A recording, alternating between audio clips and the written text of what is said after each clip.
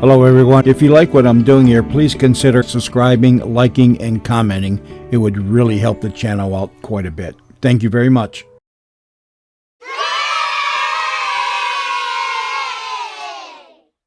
The following program was transcribed from its earlier network release.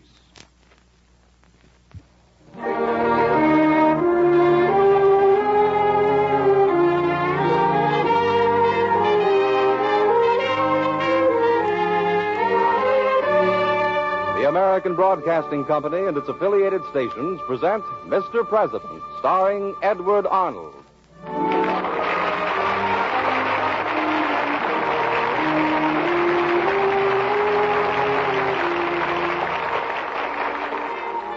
Mr. President, at home in the White House, the elected leader of our country, our fellow citizen and neighbor. These are little-known stories of the men who've lived in the White House. Dramatic, exciting events in their lives that you and I so rarely hear.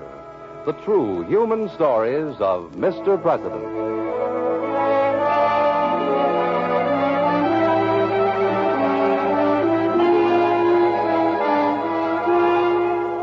Let's visit Mr. President in the White House. It's evening. Only one window shows the light, a study on the ground floor.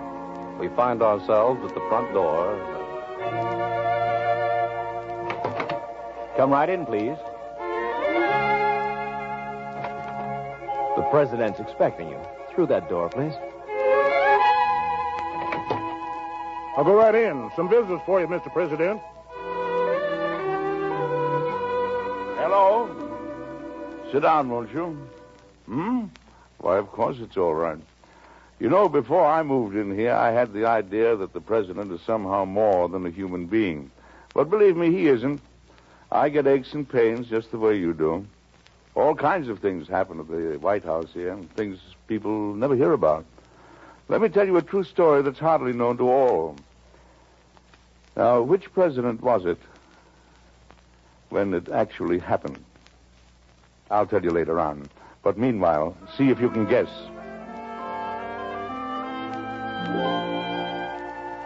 It started the evening I came back to the White House after taking a long, brisk walk.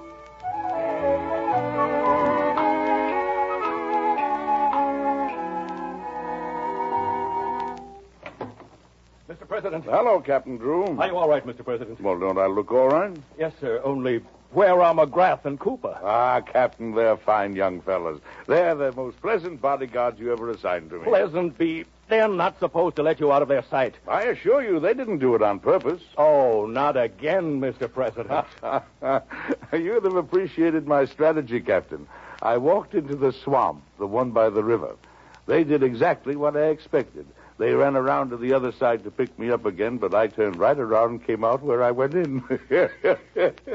You know, Hannibal did that once to the Romans. I hate being followed, Captain. But we've got to guard you, sir. Yesterday, a bomb came in the mail. This morning, more of those threatening letters. So McGrath and Cooper are going to catch it from me. Don't be hard on them. And I'm going to catch it from Miss Sarah. Oh. Well, I won't tell her if you won't. I can't fool Miss Sarah, sir.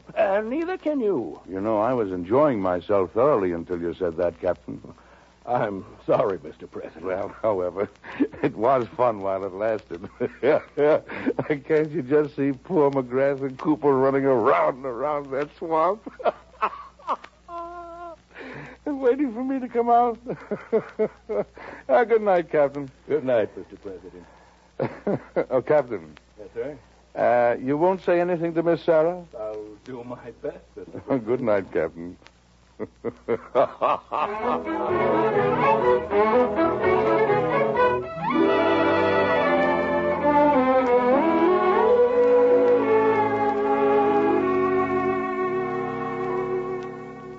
breakfast, Mr. President. Oh, come in, Ralph. You can push those papers off the table. They're all about the coal strike, sir. I know them by heart, and much good it does me. Push them aside. Yes, sir. The senator's on his way upstairs, sir. Oh, he's back from New York? Evidently. Here he is, sir. Good morning, Mr. President. Oh, good morning. May I join you for breakfast? Well, isn't this our regular day, John? Sit down. Yeah, thanks. A fried ham this morning, gentlemen. Well, I'm not very hungry. I love fried ham, Ralph. With eggs on top like the sun coming up. No, I'm not hungry, really. Oh, but I am, Ralph. On marmalade and coffee, too. You'll pardon me if I begin, Mr. President. Well, I suppose I ought to eat something. Yes, sir. Ralph, Sir? my toast. Where's the butter? Your diet, Mr. President. Now, where did Miss Sarah get that idea? So, you on a diet, too? My wife made me adopt hers. My wife, too. This is very humbling experience, Ralph. Humbling, sir? I'm President of the United States. I'm responsible for millions and millions of people, but I can't get butter on my toast. It just goes to show you, sir, there's no such thing as unlimited power. Yeah, you're right. Newton learned about gravity from an apple. We learn about power from toast. And sometimes the most baffling problems yield to the most simple solutions, Senator. Mr. President, I'm glad to find you in this mood. What? I chatted with Captain Drew on my way in. Oh, I think I know what's coming. Did he tell you of all the angry letters last week? The usual thing, John. But so many more from the coal states, blaming you for the strike going on and on. From the farm states because prices have crashed. Many of those letters threaten your life, Mr. President. Well, what good would it do killing me? And there was a bomb in the mail the other afternoon. John, I'm not responsible for every crazy fool. You are responsible for your own safety. It's not as serious as all that. Don't you realize what would happen to the country if you... Oh, one shot would be enough. In this crisis, an assassination would bring chaos, even anarchy. The future of this nation is at stake. I know. Coal is up to $20 a ton. Schools are having to close, hunger, illness. But it's not only the miners. There's not a single person untouched by this tragedy. This economic stalemate has affected every home in the nation. People's nerves are wearing thin. No, you don't have to tell me all of that. Beg your pardon. More coffee, gentlemen? Please. Make mine black, Ralph. Yes, sir. John, what luck did you have? Hendricks came down with me on the train from New York last night. In response to my interpretation? Yes, with a new plan for ending the strike. It was prepared by Hendricks and the leading operators. They aren't giving in. I told Hendricks I was breakfasting with you, so he gave me this piece of paper for you. Mm-hmm. Well, it's short enough. Oh, yes, it's short enough. Now, let's see. As representative of the mine operators, he asked me to appoint a 7-man commission to arbitrate the strike. But there's no representative of labor provided for. No, sir. Well, we'll never get the men to go back to work unless their views are heard in all fairness. No. Almost a year ago, we started trying to get these people to agree and to get them together. We failed, and always for the same reason. This plan isn't really new. It leaves us exactly where we were at the beginning. Maybe, Mr. President, but maybe there's something we can do. No, not at this time, at any rate. Well, then I'll be going. I'm sorry my news wasn't better. Well, you did your best, John. Thank you. Good day, Ralph. Good day, Senator. Mr. President, before you go downstairs. What is it, Ralph? Miss Sarah, sir. Well, what about her? Oh, I'd forgotten. She's angry, eh? You know how she gets, sir. Well, I'd rather face an angry mob outside the White House than Miss Sarah when she's, well, you know. You should have thought of that last night, sir, before you lost the guards in the swamp. Well, Miss Sarah or no Miss Sarah, I've got the coal strike to settle.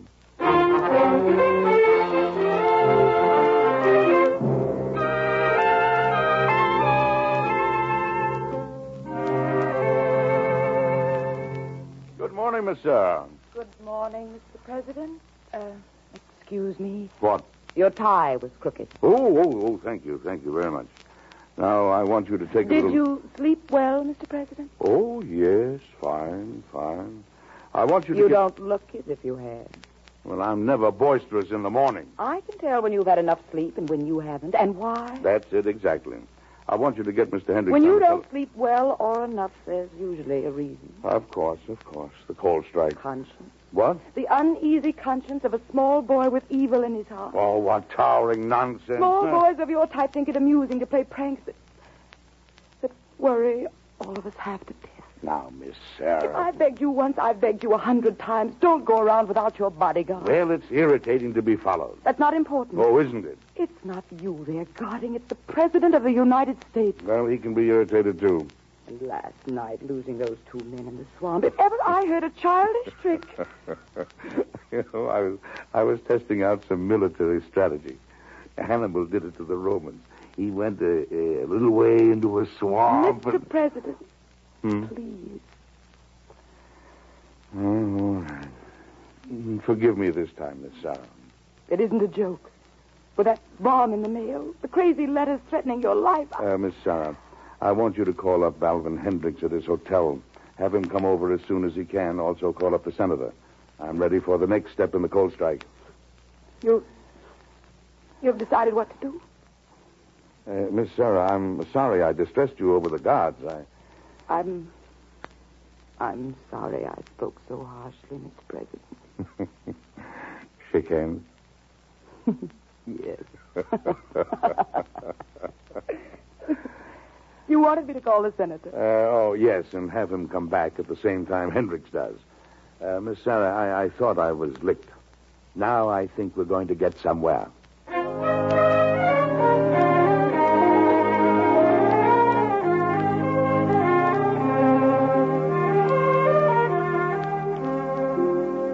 Mr. President, Mr. Hendricks. Now, Mr. Hendricks, good morning. Mr. President? I hope we make more progress today than we did the last time. I hope so, too, Mr. President. Good. Now, your plan asks me to set up a commission.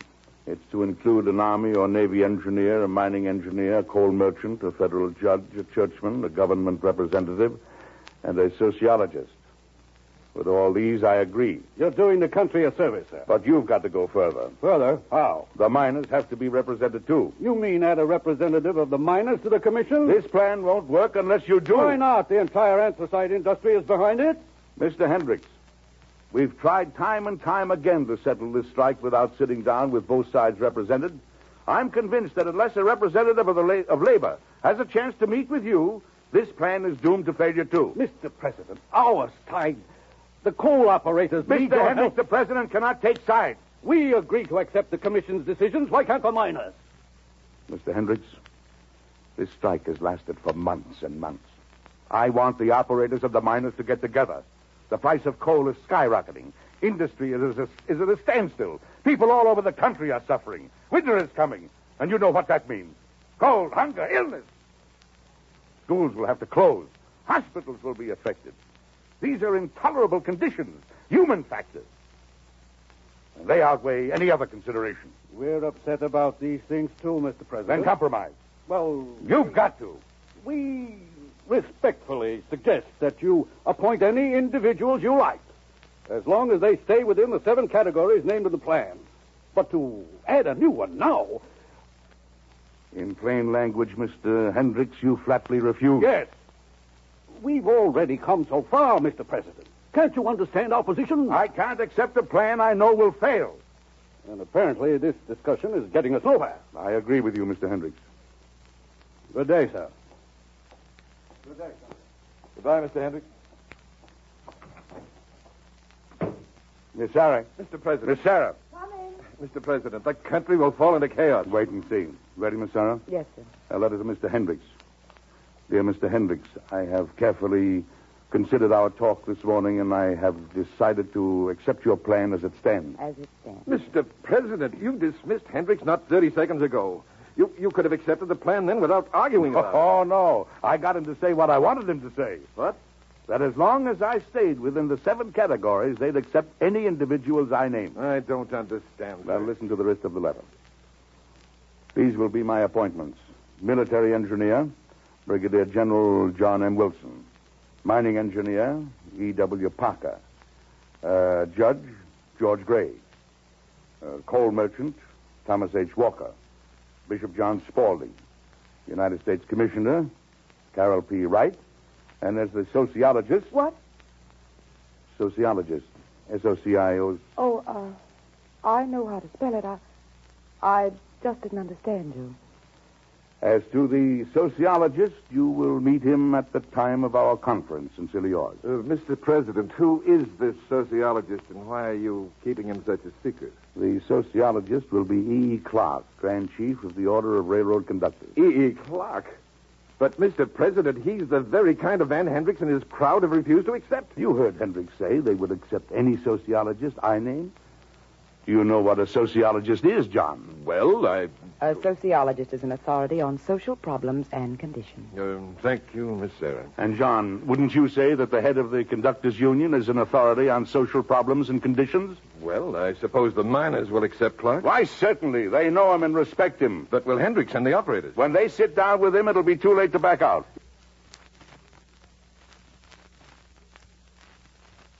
Yes, but if they do back out, if the whole plan fails...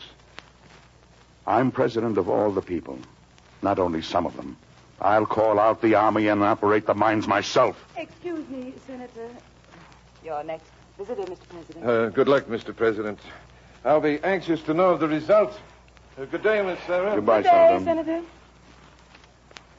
Well, Miss Sarah, what next? You have a full list ahead of you, Mr. President. A congressional delegation from Iowa on behalf of federal road building. After luncheon, a committee of the Women's League for Better Citizenship to present you with a plaque.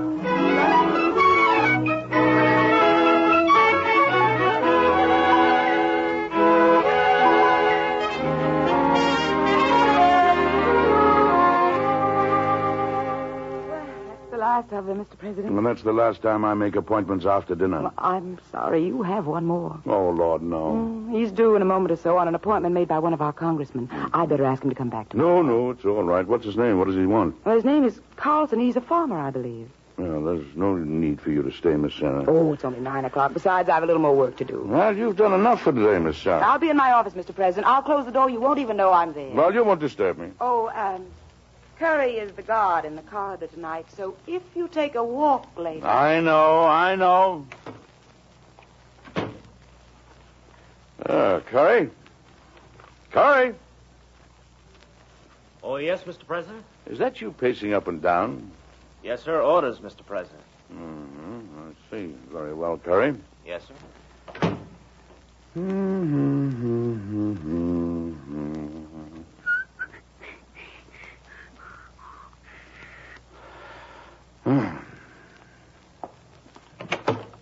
Oh, Curry. Yes, Mr. President. Curry, Captain Drew was telling me your wife's quite ill, isn't she? Oh, yes, sir, she is. It must worry you a good deal, huh? Oh, she's a rare woman, sir. Well, why don't you run on home and see how she's feeling, Curry? Well, I'm not off duty till morning, sir, and Captain Drew told me that... no one will be the wiser, Curry. Take your time. Come back later, and if Captain Drew asks any questions, I'll take the responsibility. Now, go ahead, Curry. Oh, well, all right, sir. Thank you very much, sir. I won't be long. I'll go the back way. Yeah, that's better.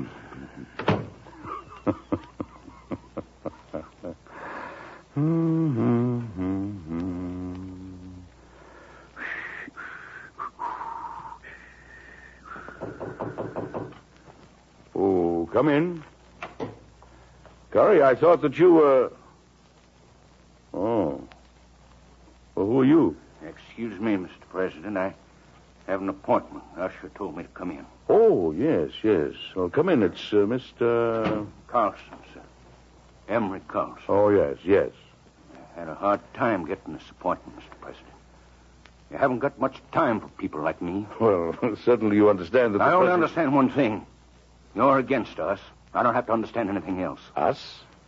Look at my hands, Mr. President. Well?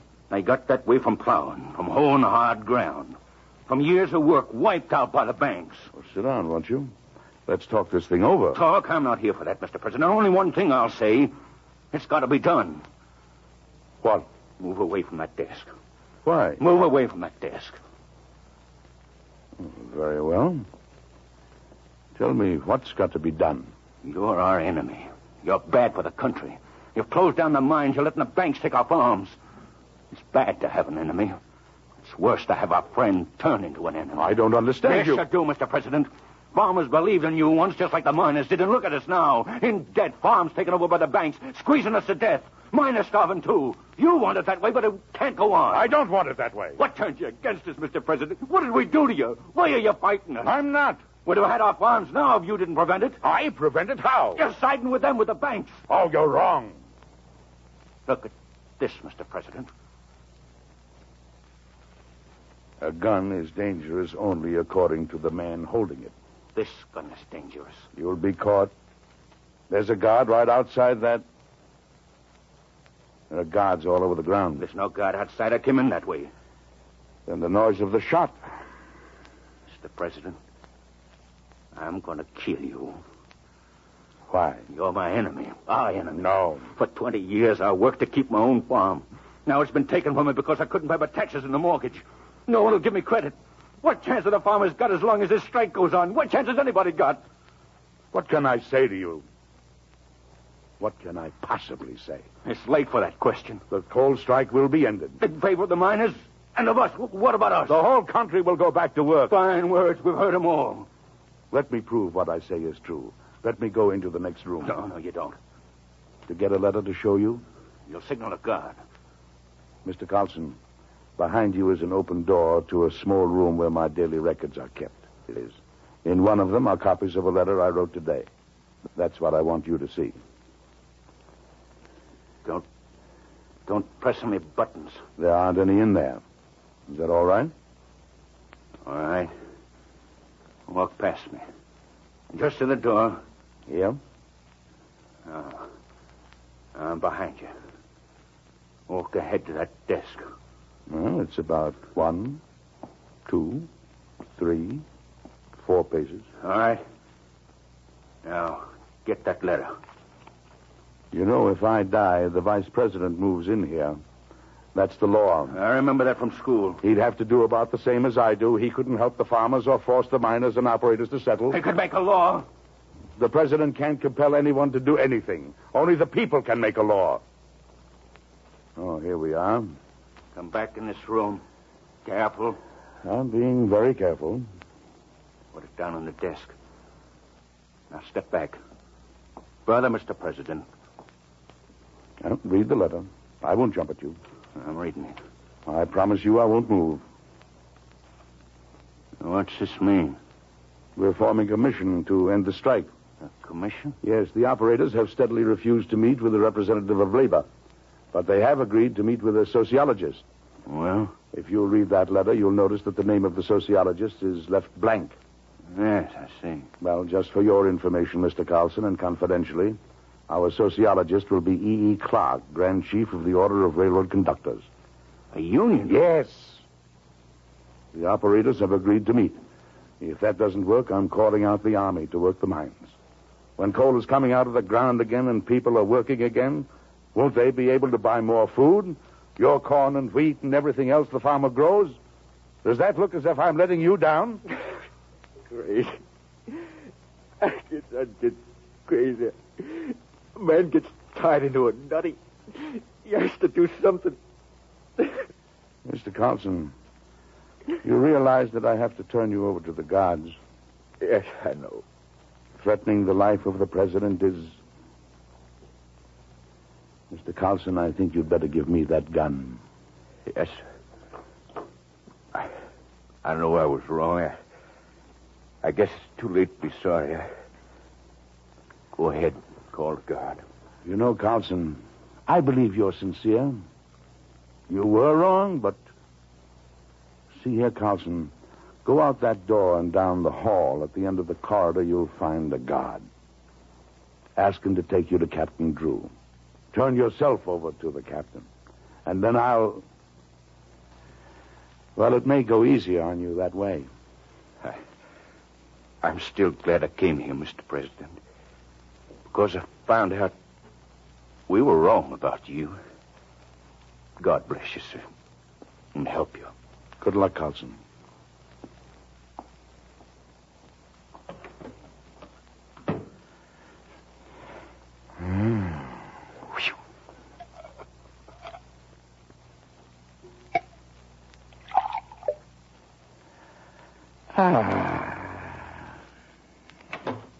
Why, Miss Sarah, I thought you'd gone. I've been working. Where's Curry? Curry? Oh, he, Didn't I hear you and Captain Drew talking in the corridor? Yes, he was asking me a lot of questions. Oh. Oh, you must be very tired, Miss Sarah. Questions about what? Miss Sarah, I'm worried about you. You must be very tired. You're awfully anxious to get rid of me. Oh, no, not really. Sit down. Shall I send for some tea? I could swear you've been upset by something. Don't you want to tell me? Don't you think you ought to? Miss Sarah, I don't know what you... Oh, the door. Yes, come in. Oh, Mr. President. Oh, yes. Curry. Well, Curry, thanks for looking in. Everything is fine. Thank you, Curry. And good night, Curry.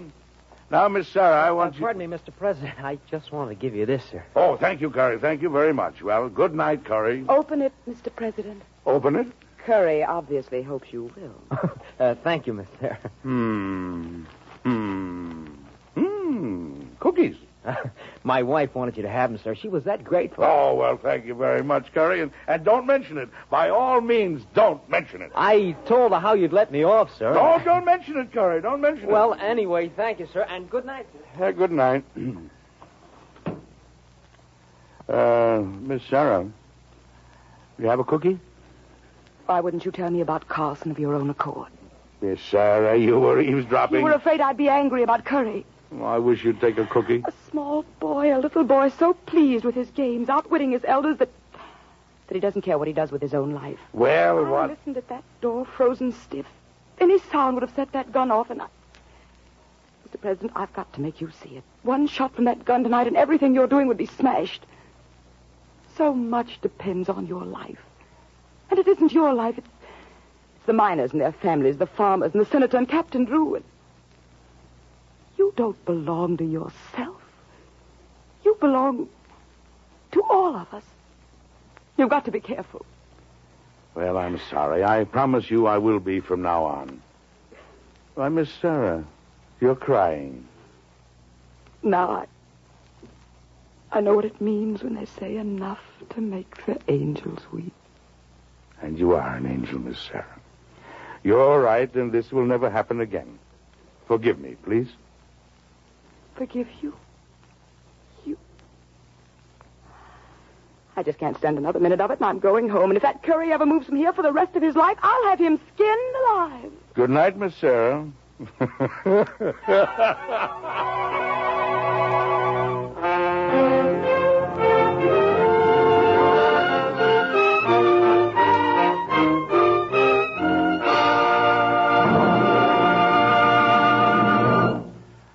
Well, the miners and the operators did accept my appointment with Mr. Clark as the sociologist. Alvin Hendricks was certainly surprised when he recognized Clark as head of the conductors' union, but he stuck to his word. The commission was set up and the strike was settled. That was the first time a thing like that was ever done, and so we did make a little progress. After that, too, I was careful not to be careless anymore about the guards. I learned my lesson. Besides, I hated to see Miss Sarah get so upset. But it was fun leading McGrath and Cooper around that swamp the way Hannibal did the Romans. Have you figured out yet who I was when all that happened? It really did happen, you know. Yes, it's a true story. And it happened in 1902. And it was Teddy Roosevelt who had my job then. Yes, when Theodore Roosevelt was Mr. President. Drop in again next week, won't you? I've got another story I think you'll enjoy. Good night.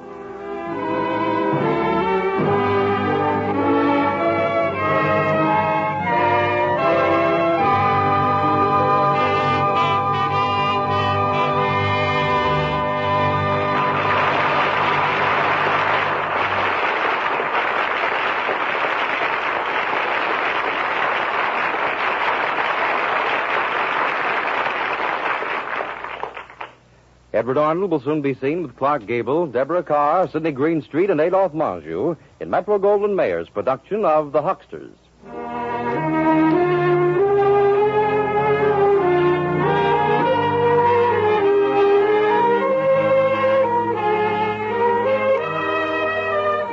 Mr. President, starring Edward Arnold, is presented each week by the American Broadcasting Company. It is produced by Robert G. Jennings, directed by Dwight Hauser. Tonight's script by Paul Milton was based on two incidents in the life of Theodore Roosevelt. Music was composed and conducted by Basil Adlam.